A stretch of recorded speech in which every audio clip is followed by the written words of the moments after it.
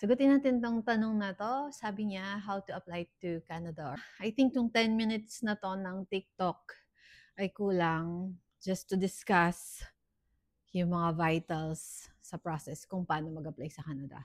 Ang masasabi ko lang, my advice is you visit IRCC Canada, which is the official website for immigration to Canada, or just type canada.ca. So, yun po yung official website nila. Just to give you an overview kung ano makikita mo doon, you will see there all of the vitals. Pag sinabing all of the vitals, yung step-by-step procedure, anong kailangan mo, what are the pathways. Ito, overview lang. Kasi nga, masyadong complex, masyadong mahaba para i-discuss kung ano ba talaga yung kailangan mong malaman kung paano makapunta ng Canada. There are different ways. Pag pumunta ka dun sa website ng IRCC or the canada.ca, nag-proceed ka sa immigration part, there are several pathways. So the first one, yung mga temporary pathways. Pag sinabing temporary, pangsamantala, the first one is the tourist visa or the visitor record pag nag-extend ka. Pag tourist, syempre, pangsamantala lang. You cannot stay longer than what is allowed. Halimbawa, in-approve ka lang ng 6 months, you just stay for 6 months. Hindi ka pwede mag-work pag tourist ka, of course, from the term itself. Before, may mga options like the LMIA or Labor Market Impact Assessment, which is kapag nagkukulang ng mga workers here, pwede talaga sila mag-hire ng tourist to convert their visa from tourist visa to working visa.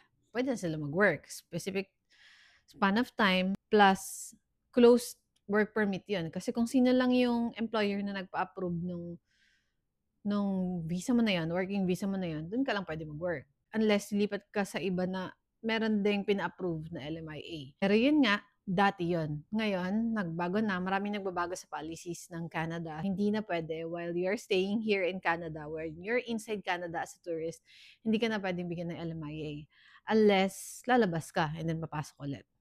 That's the first one. The second one for temporary, yung nabanggit ko din, hindi ka na kailangan mag-tourist to temporary worker. Meron tayong tinatawag na temporary working permit. Doon, mag-apply ka sa job bank or sa mga mismong mga companies kapag kailangan nila ng foreign workers. Ibig sabihin, kukunin ka sa lugar mo, dadalhin ka dito to work temporarily. Pero lalapag ka as worker talaga. Paglapag mo, pwede ka na magtrabaho. Legally, magtatrabaho ka na. Unlike tourist, pag tourist, di ka pwede magtrabaho.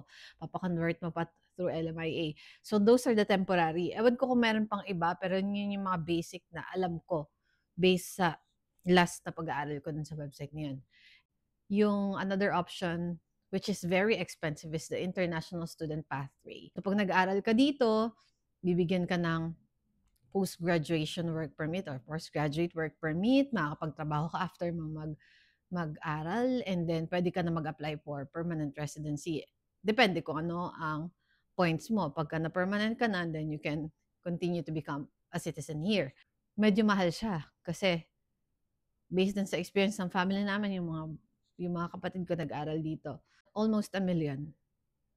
Maybe more than that kasi yung iba pa mo pang babayaran dito while you are staying here. Pag student ka, you can work pero limited time. After that, you can go for a post-graduation work permit. Pero tulad ng sinabi ko, maraming nagbabago sa Government of Canada, especially sa immigration programs. Ngayon, hindi na kasing dali before. Tapos meron pang instance ngayon na yung spouse, hindi mo na pwedeng isama para magtrabaho dito. Unlike before, kahit ang course mo lang na kinuha is for 1 year or 8 months or 9 months, 10 months, pwede mo isama yung asawa mo and then yung asawa mo go work full-time to help you. Ngayon, ang alam ko na pinapayagan na lang is mga master's and doctorate degree or mga courses na more than a year, like 2 or more years. Aside from international student, pwede ka maging provincial nominee. Sa provincial nominee, you have to choose a particular province kung saan ka mag-a-apply for permanent residency. Depende, iba-iba din yung mga province sa mga rules nila. So you have to study din. Bukod sa IRCC website, kapag magpa-provincial nominee ka or mag-a-apply ka ng provincial nomination, kailangan mo ding aralin kasi that's another process. You have to study. May sarili-sarili din silang website. Ganun ka-organize dito sa Canada.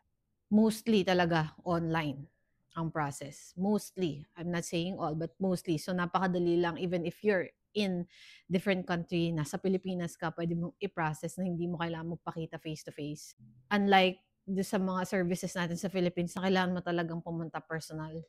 Hindi pa masyadong automated. Aside from that, the last one that I know is the express entry. Express entry, hindi mo na kailangan dumaan sa mga provinces.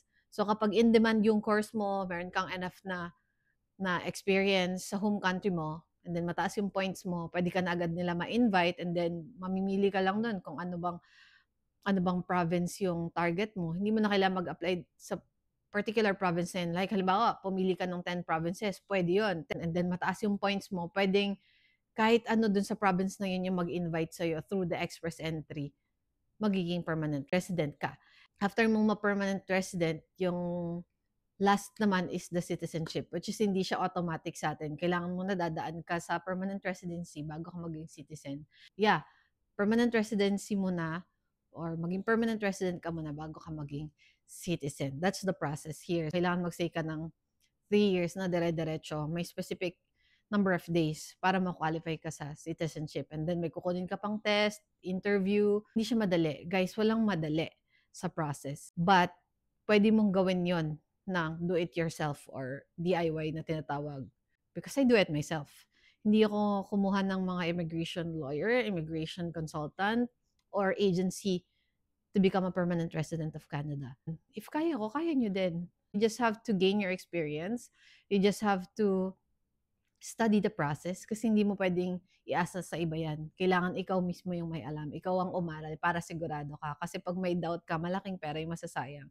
Yung pag-apply dito ng permanent resident is my application fee. Kapag na-reject ka doon, may chance na hindi na mababalik yun. So, you have to be consistent. You have to be true. Hindi ka pwede magsinungaling. Lahat dapat i-declare mo.